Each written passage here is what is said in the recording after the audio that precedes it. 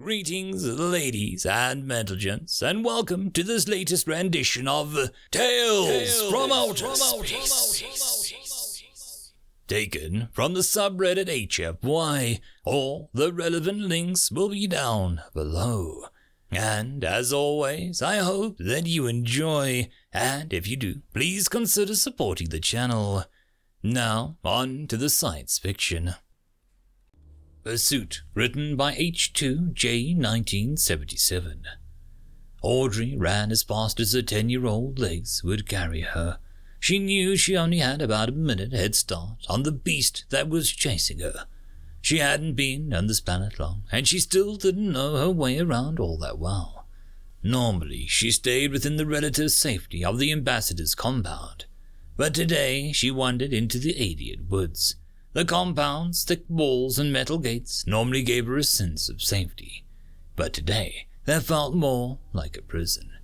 She felt stifled, restless, and had wanted to explore. She had borrowed an optical scanner from one of the security team before she'd left the compound. She had originally planned on using it to identify the different plants and animals in her adventure. Now she was using it to scan the woods around her for a place to hide. Some path of her pursuer couldn't follow. Some little crevice to slip through. Anything that could help her elude the beast that was soon to be back on her trail. A howl in the distance behind her made her heart race. It had picked up her scent. It would be on its way any moment now. She pushed on, getting a little winded, but the instinctual fear of being pursued by a predator kicked in, and adrenaline sustained her flight. As she ran, the scanner highlighted an unusual-looking tree.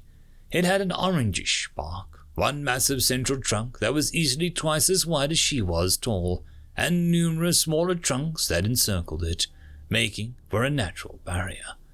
The main trunk itself had a hollow about 2 meters up. If she could climb the small branches, she could reach that hiding spot. She ran towards it, hearing more howls in the distance. Closer now, getting even closer. She was almost out of time. She reached the base of the tree, scanned the hole to make sure that it wasn't going to jump into the mouth of another creature. No one home. It was as safe as she was going to find. At least, for now. It would have to do. Her petite hands grasped the interwoven outer branches, her black dress shoes slipping a bit before taking tenuous purchase on the lowest intersection. She was still wearing her school uniform. It wasn't the best decision that she'd made today. The shoes weren't comfortable to run in, and the lack of tread made climbing the smooth bark of the alien tree tricky. But at least she had ditched the blazer before going exploring, so she could make full use of her youthful nimbleness and agility.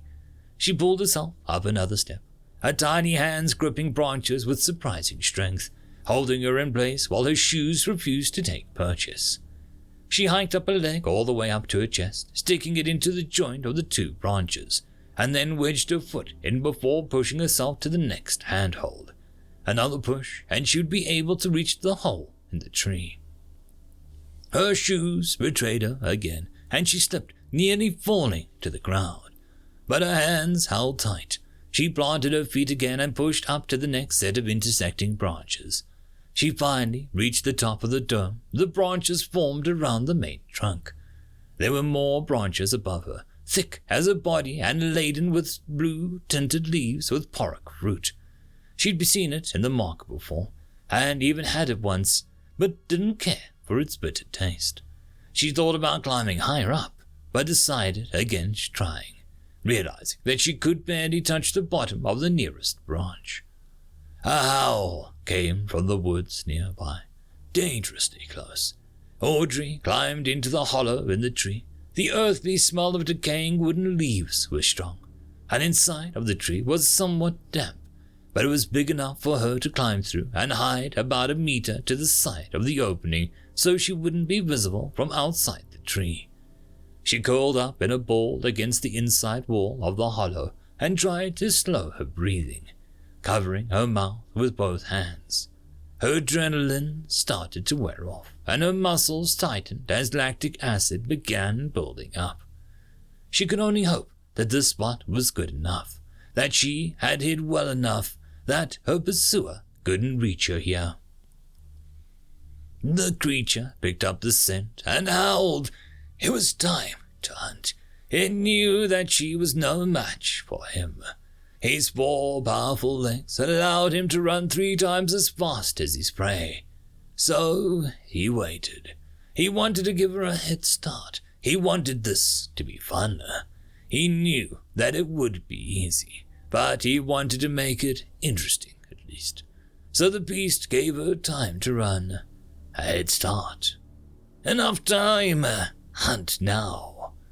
The creature's thickly muscled body loped through the alien forest that it had become very familiar with. These woods were his territory. He patrolled it regularly, looking for prey, protecting it from threats. He lifted his muzzle to the sky, sniffing, and then brought it back down to the ground. This way, running. Sweat smell.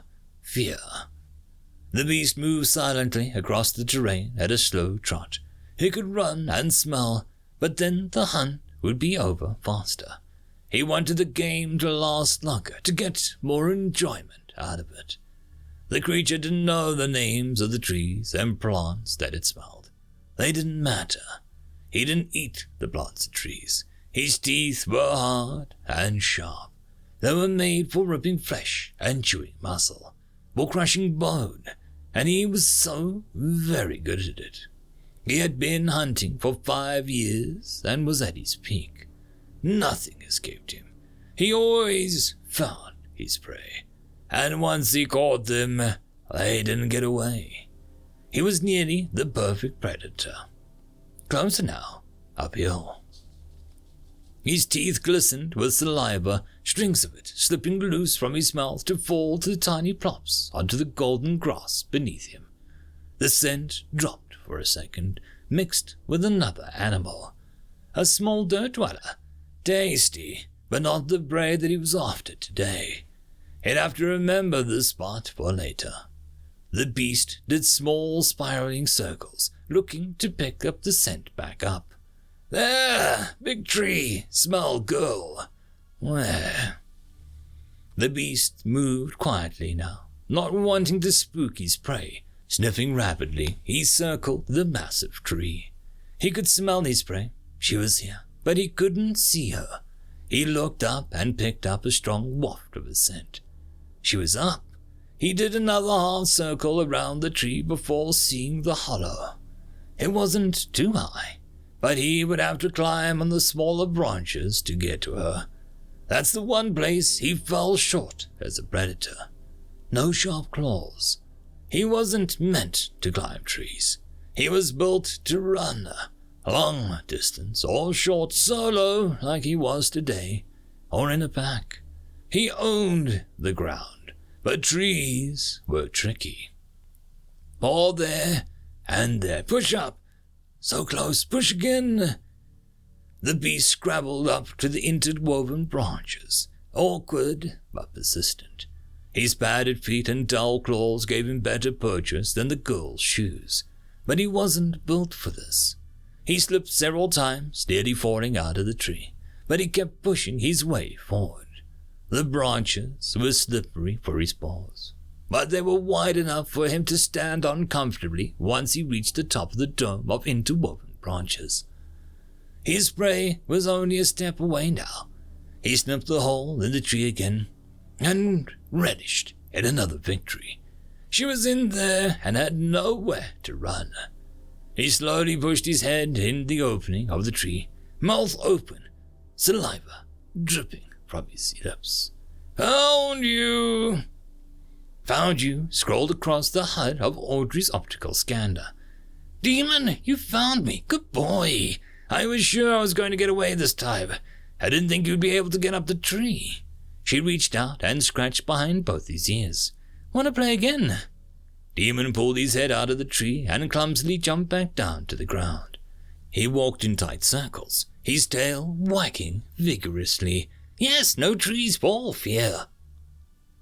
End of story. And that, my friends, concludes this video. I hope that you enjoyed, and if you do, please consider supporting the author, even by popping over and leaving a thumbs up or a nice comment, just to show your appreciation for the story. However, if you wish to support this channel, there are links down below which will help immensely. I will see you all in the next one, and until then, I hope that you have a fantastic day. Cheers.